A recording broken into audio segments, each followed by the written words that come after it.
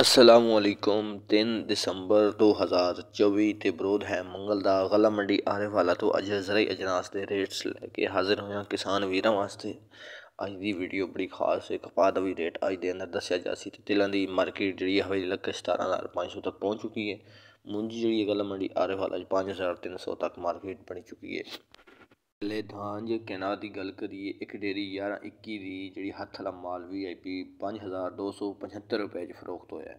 उस तो बाद एक और डेरी 4,900 फरोख्त हुई है तो एक और डेरी 5,000 फरोख्त हुई है। उस तो बाद एवरेज रेटा की गल करते हैं तो 1509 हथ वाला VIP माल 4550 रुपए तक, 4300 तो मार्केट स्टार्ट हो रही है। धांज 1509 VIP कटर वाला माल जोड़ा है दूसरा वो 3800 तो लैके 4300 तक, गिला माल 3800 3700 3800 तक विकता पे।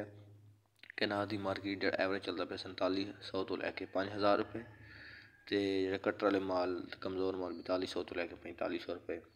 मकई की मार्केट 3400 रुपये तक, उकाड़े के अंदर 3600 तक विकती पई है। मौसमी जी मकई है 3300 तक विकती पई है। 20 तो 17-20 मक्सर, उस तो बाद जी 24 तो 30 मक्सर है वो 2750 तो लैके 2850 रुपये तक। मकई जी है हाई मक्सर जो गिला माल है वो 2600 तो लैके 2700 रुपये तक। उस तो बाद जी कणक है वो 2900 तो लैके 2950 रुपये तक। सरसों 7500 तो लैके 7800 रुपये तक। आने वाला दिन जो तेल हैं वो 15,000 तक मार्केट है। चंगे तो खरे तेल नॉर्मल तेल जोड़े हैं 12,000 तो लैके 13,000 रुपये तक। पुट्टी जी है वो आरफ वाला फिलहाल तो अराइवल नहीं है तो चीचा वतनी वाली साइड तो है तकरीबन 7500 रुपये तक मार्केट है चंगी तो खरी दूसरी पुट्टी का।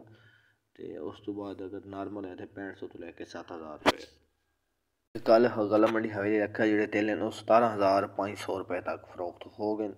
बड़ी ज़बरदस्त क्वालिटी सी ते इस वजह तो बड़ा प्यारा जहा रेट लगा है। तो हम सर्दियाँ आ रही हैं इंशाअल्लाह जी तेल ਉਹਦੀ मार्केट मुकम्मल बूस्ट होए कि 20,000 ਨੂੰ टच करने के प्लान है इंशाअल्लाह तो जल्द तेल 20,000 ਨੂੰ विकणगे। वीडियो अच्छी लगी तो वीडियो लाइक करो, चैनल तो वेख रहे चैनल सब्सक्राइब करो, फेसबुक तो वीडियो शेयर करो।